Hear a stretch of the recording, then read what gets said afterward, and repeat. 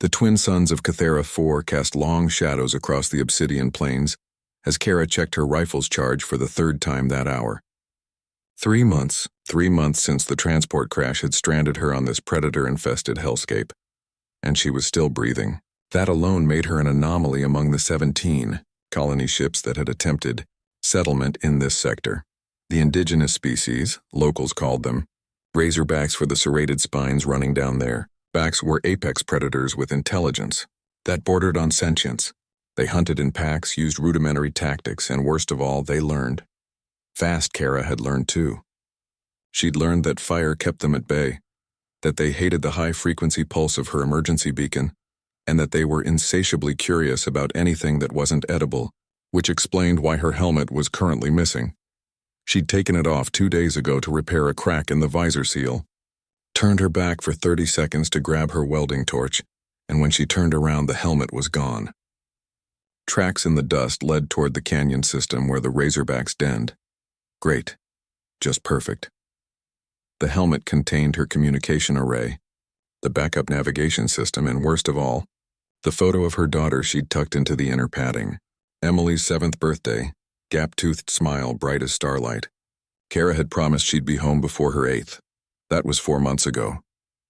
Screw it, Kara muttered, slinging the rifle over her shoulder. She'd survived worse than a walk into a predator den. Probably. Maybe. The canyon entrance yawned before her like a mouthful of broken teeth, jagged rock formations that scraped the belly of the sky. Kara activated her wrist torch, the beam cutting through the gloom as she descended. The walls were scored with claw marks, some fresh enough that stone dust still trickled from the gouges. A low growl echoed from deeper within. Then another. Kara's finger found her rifle's trigger guard, but the sound that followed wasn't a growl. It was chittering, high-pitched, almost playful. Kara frowned and moved forward, every nerve screaming at her to run the other way. She rounded a corner and stopped dead. 4 razorback cubs, each the size of a full-grown wolf, were tumbling over each other in what could only be described as play, and sitting upright in the center of their wrestling match, reflecting the torch beam like a trophy, was her helmet. One cub broke away from the pile, shook itself, and approached the helmet with exaggerated caution. It sniffed the visor, sneezed, then, impossibly, managed to get its head inside. The helmet was far too large, sliding down to completely cover the creature's head and neck. The cub stood there for a moment, probably as confused as Kara felt, then began walking in slow, deliberate circles. The other cub stopped wrestling and watched. Watching with an intensity that made Kara's skin prickle, the helmeted cub positioned itself at the den entrance, where Kara had just entered, and sat. Statue still. Alert. Guard position. No way. Kara breathed. One of the other cubs bounded over, nipped at the helmet wearer until it relinquished the prize, then took its turn. Same behavior. March to the entrance, sit guard. After a few minutes, it passed the helmet to the next cub in line.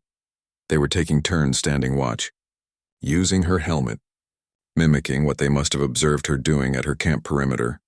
A deeper growl rumbled from the shadows behind the cubs. Kara's blood turned to ice as an adult razorback emerged, easily 3 times the size of the cubs, spines fully extended in a threat display. Mother. Had to be. Kara slowly raised her rifle. The adult's eyes tracked the movement, muscles coiling beneath scarred hide. This was it. This was how it ended, but the adult didn't charge. Its gaze shifted from Kara to the cubs to the helmet, then back to Kara. Some calculation seemed to happen behind those amber eyes, some decision that Kara couldn't fathom.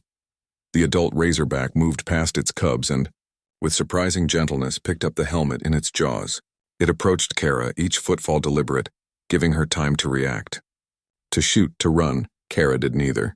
She stood her ground, rifle lowered but ready. 3 meters away, the razorback stopped. It set the helmet down, nudged it forward with its snout, then retreated 2 steps. An offering. A return. Kara's hands trembled as she lowered her weapon completely. She stepped forward, scooped up the helmet, and checked the interior. Emily's photo was still there, creased but intact. "Thank you," she whispered, knowing the creature couldn't understand. But maybe it did, in its way. The adult razorback's spines lowered, the threat display fading. It made a low huffing sound, and the cubs immediately scrambled to its side.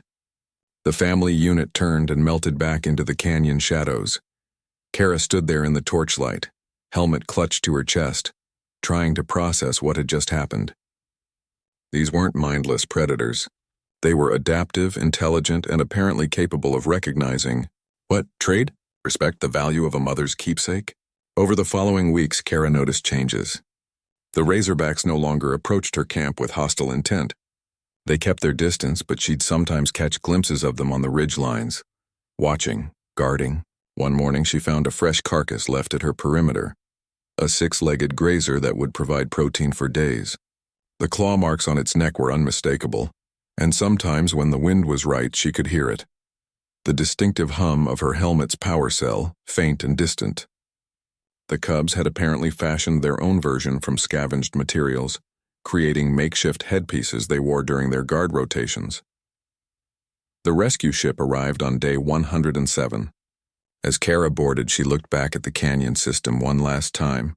4 small shapes sat at attention on the ridge, wearing what looked like hollowed gourds on their heads.